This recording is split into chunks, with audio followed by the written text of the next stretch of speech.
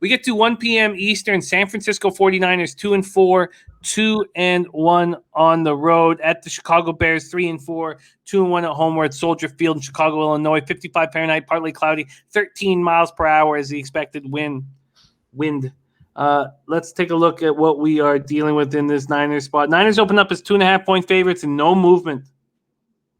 Actually, a 3-cent move towards the Bears. Oh, sorry, that's first half. What am I talking about? My fault. Jesus, I was like, why is it only under a field goal?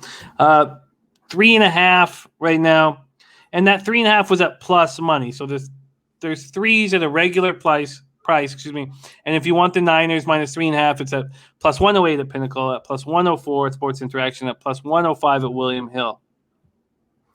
From a cash side of things, we have just 2,383 tickets in, 54% of the tickets, 64% of the cash on the Niners. Then 60% of tickets on the under, 60% of cash on the under. I can't wait to hear your breakdown of this game, Bebsie. Let me set this up for you. 49ers come in off a very disappointed 30-18 home loss to the Indianapolis Colts. They've now lost 4 straight and haven't won at home in over a year. Garoppolo did not look good. He finished 16-27 for 181 yards, 1 touchdown, 2 interceptions. He also fumbled twice, losing one of them. Deebo Samuel caught 7 passes for 100 yards and 1 touchdown. He was targeted 11 times. What the hell's going on with Brandon Ayuk? 1 pass he caught for 6 yards, and that was the only time he was targeted.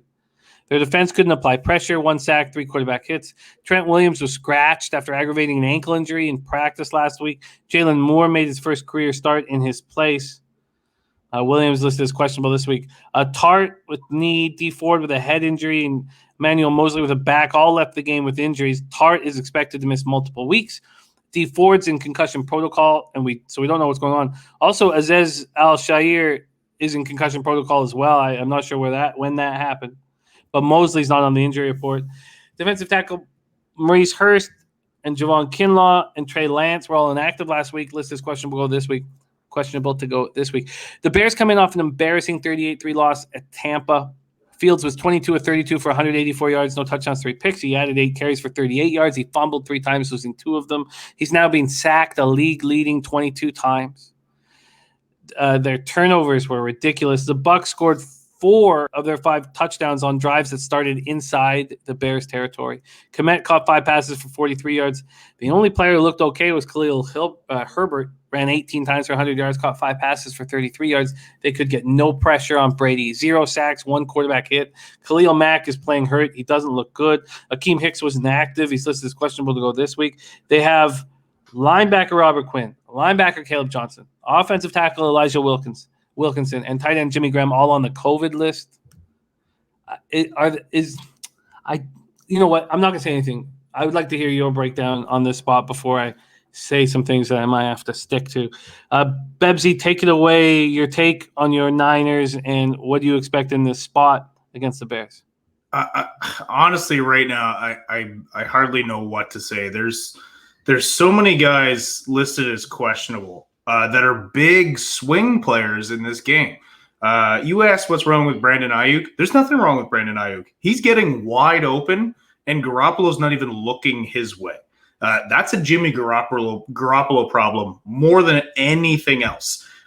He was wide open for the touchdown. He had a walk-in touchdown on that last play where he threw it to Samuel in triple coverage, and they got another pick. Jimmy Garoppolo is awful.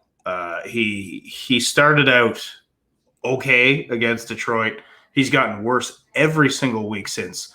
Now I think he's playing hurt just because he doesn't want to permanently lose that job, which he's losing anyways. And I really think this locker room is divided. And if you saw Kyle Shanahan's body language, just his entire mood after that presser, he's shook. So I don't have any confidence in the 49ers. I moved quickly on that Jonathan Taylor prop as soon as they announced that Kinlaw and Mo Hurst are out, because those are their 2 best interior tackles. They're both space eaters. If they're out again, I'd be all over this Herbert prop because they just have nothing inside that can stop the run without those 2 guys in. And that cashed easily. So I do not have a ton of faith in this 49ers team because I think they're injured, but worse than injured, they're divided. And the Chicago Bears, while they might not be much better, and they do actually have a worse coach, a considerably worse coach, you can't bet them either. So logically, you'd say the Niners should win, but the Niners probably should have won this week, and they looked awful. So I don't know how you can do it with confidence. If you force me to bet, I'd take the Niners just because they are a better football team if they get some of these players back. But it's every week with them. They've been injured for years. So I don't know if even if they get some of these guys back, they're probably just going to get injured anyways. So how do you do it? I don't know.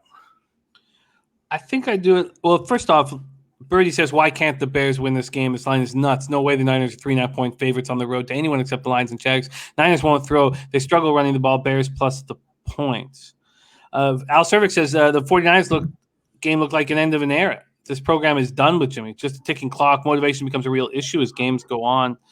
Gerald Jones says the under got slammed. Sorry, that's the wrong one up here. Well, they're right. Like you can't 39.5. What's that? The total's at 39.5 in this game, Bebsie. Well, neither of these teams can prove or have proven they can put up points. So I guess this is how I see this. So I hear what Bebsie's saying about Kinlaw and Hurst being out. If that's the case, then the Herbert prop makes a ton of sense. I get that. But for me, I need to know what's going on throughout the week with Khalil Mack and Akeem Hicks. And I need to know what's going on, even though Robert Quinn has not been very good in a Bears uniform. But Quinn, Johnson, I want to know that they're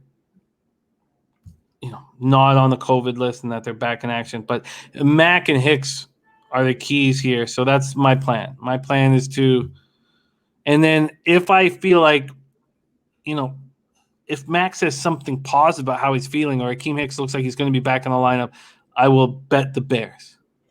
Now, I guess the problem is that if Akeem Hicks is announced in the lineup or anything like that, then you're not going to get a 3 or a 3.5.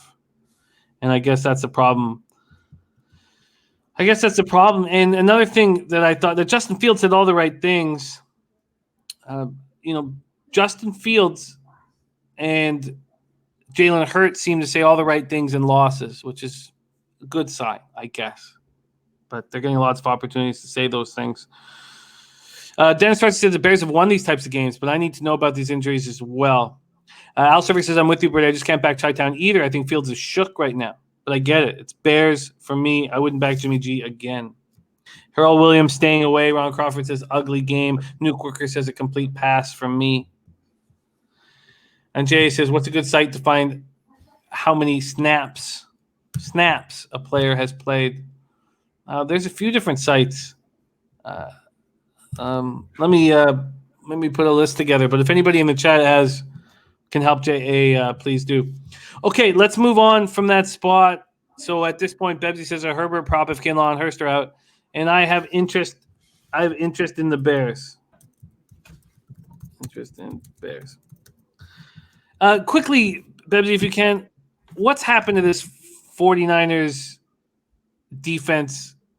I know that, we talk about Hurst and Kinlaw being out and how they're the run stoppers, and if you can start running and then you open up the whole defense. But if they had signed Buckner for a ton of cash, what would you have done differently for this 49ers defense that a couple years ago looked like a monster? Look, there's been so much scrutiny over the Buckner move. It was simple. He wanted more money than they had. It was either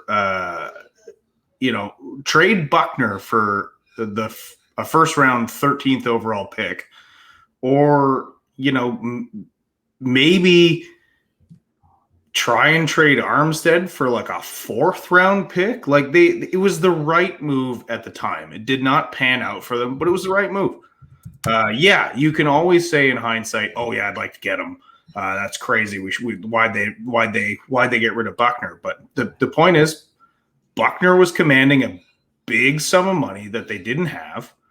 And frankly, he was the only one that they could trade to get draft capital. So, look, if Kinlaw didn't have knee injuries right now, and he wasn't constantly hampered by that knee, which he is, and the team doctors probably should have caught that, and they probably should have stayed the hell away from him. But if he was playing great football, you wouldn't be talking as much about that. And a big problem is this Niners defense isn't that bad. They're the only team that's held Arizona to under 31 points, and they held them to 17. They hemmed that team in. The biggest problem with this defense is their own offense. Their own offense is like 2 for a million on third down. They can't stay on the field. They can't sustain a drive. So this defense just gets tired. I don't really blame the defense right now.